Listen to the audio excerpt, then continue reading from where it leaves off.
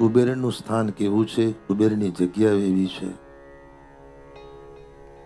વર્ષો પહેલા સદગુરુ ડોંગરે બાપજી જ્યારે ચાનોદમાં દત્તુભાઈ વૈદ હતા આડદીકર, બાપજી કુબેરનો મહિમા ખૂબ કહેતા. જે જૂનું વૃક્ષ હતું, અત્યારે છે કે નહીં ખબર નહીં,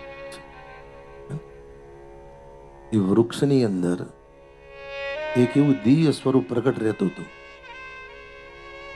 એ પ્રગટ સ્વરૂપની જૂનું રણછોડજી મંદિર બાપજી દર્શન કરવા જાય.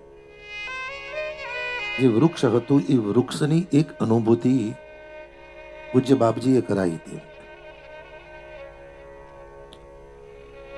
અમાસની રાત્રિ હતી અને માટીની કુરડી આવે ને, એ કુરડીમાં બાપજીએ કહ્યું મીઠાઈ પધરાવો. મીઠાઈ પધરાવી ને પછી કીધું કે એ વૃક્ષની ઉપર જઈ અને લગાડી દો, એને લટકાવી દો. પછી બાપજી એમનું કર્મ કરવા, જે જપ કરવાના તે કરવા બેઠા. અને કલાક બે કલાક પછી એ પાત્રમાં જોયું મીઠાઈ હતી નહીં.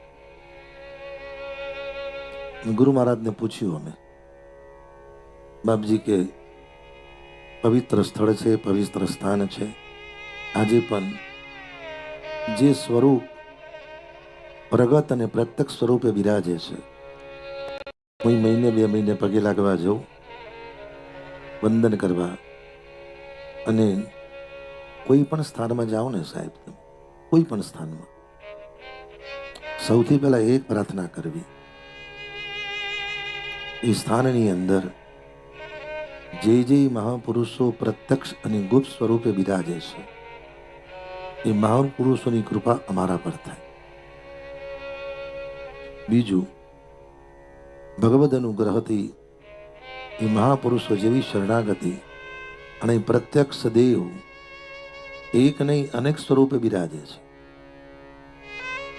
આપણને ખાલી એમ જ છે ખાલી કુબેર દેવ છે, પણ અને જ્યારે પૂજ્યપાદ દિનેશગીરી મહારાજ જ્યારે જગદંબા ભગવતી ત્રિગુણાત્મિકા,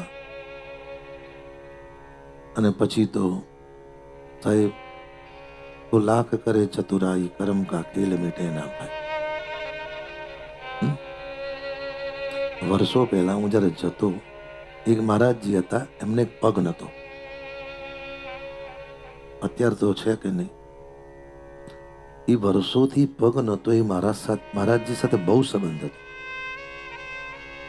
અને સાહેબ જીવનમાં ધ્યાન રાખજો, માતા પિતા ગુરુ બ્રાહ્મણ અને સાધુ, ડાયરીમાં લખી રાખજો. માતા પિતા ગુરુ બ્રાહ્મણ ને સાધુ, આને શરણાગત થજો, આની સામે કોઈ દિવસ પડશો નહીં.